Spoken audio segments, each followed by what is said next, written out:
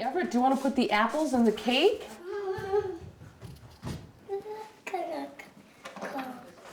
Carissa and Darren Olson live just outside Minneapolis with their sons, 6-year-old Emerson and Everett, who just turned 4.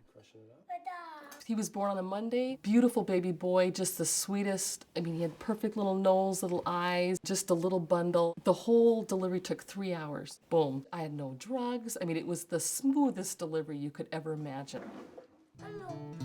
That's why it came as such a shock when Everett went for his first checkup and the doctor told Carissa that his newborn screening test had come back positive for a serious condition. She brought in this white letter, and she said mental retardation, cataracts, blindness, liver damage, failure to thrive. I had never heard of galactosemia. Galactosemia is a condition where you can't process milk. Amy Gaviglio and her colleagues at Minnesota's newborn screening program were the first to spot Everett's condition. If you can't process milk sugars as a newborn, that's a pretty big deal because your primary nutrition is milk. And so these children who can't process milk, it starts to build up in their body and become toxic. It happened so incredibly fast. He became lethargic. I couldn't wake him up.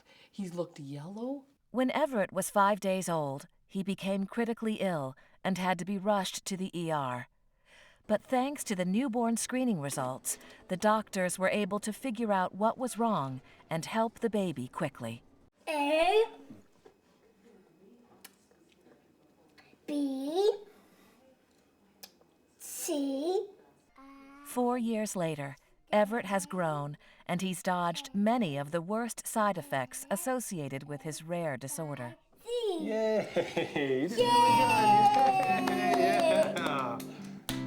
One of the side effects of galactosemia, a lot of kids have issues with speech. And so 5 months old, we had a speech therapist come to the house and work with him. He's going to a private speech therapist now and doing really, really well.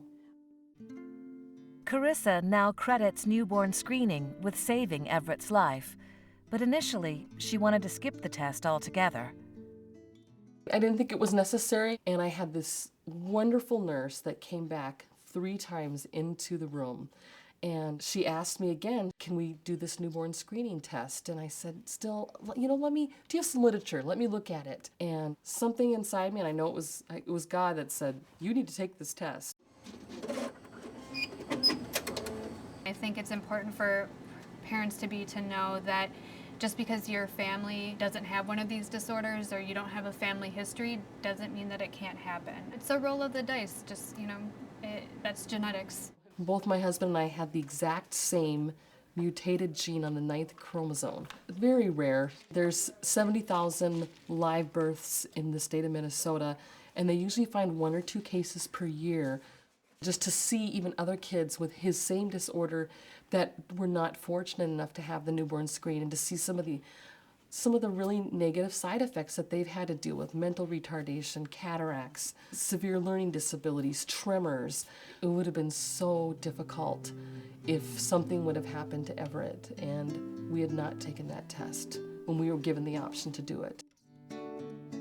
There's no cure for galactosemia. Everett will need to follow a special diet for the rest of his life. But the whole family pitches in to make it work, including his big brother.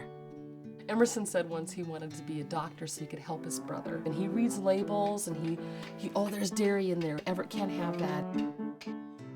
Since he's not getting calcium through dairy products, I do give him a calcium supplement every day. And then we avoid some foods that are naturally high in galactose, such as beans. But pretty much most vegetables and fruits he can eat. We eat out at restaurants a lot when we're traveling, and he can do fine. Carissa says one thing that's made this unexpected journey a little easier is that they've never felt alone. Within 24 hours of Everett's diagnosis, the state health department had connected them with an expert in metabolic disorders and a support group. I walked in with my little infant carrier, and this group of really warm families said, welcome to the club you didn't ask to be a part of, but we're glad you're here. I can call them 24 hours a day if I ever have concerns with Everett. In fact, One of the girls that we met through this support group is now our babysitter, who has the same exact disorder as Everett does. How wonderful is that? On the day we visited the Olsons, the whole family teamed up to make us coffee cake.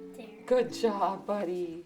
Instead of using milk in it, I used rice milk, and there's dairy-free margarine. Coconut milk is okay. So there's wonderful, delicious things that are safe for him. Times in our lives, we all have pain, we all have sorrow, but if we are wise, we know that there's always tomorrow. Lean on me. When you first get the diagnosis, it seems very daunting.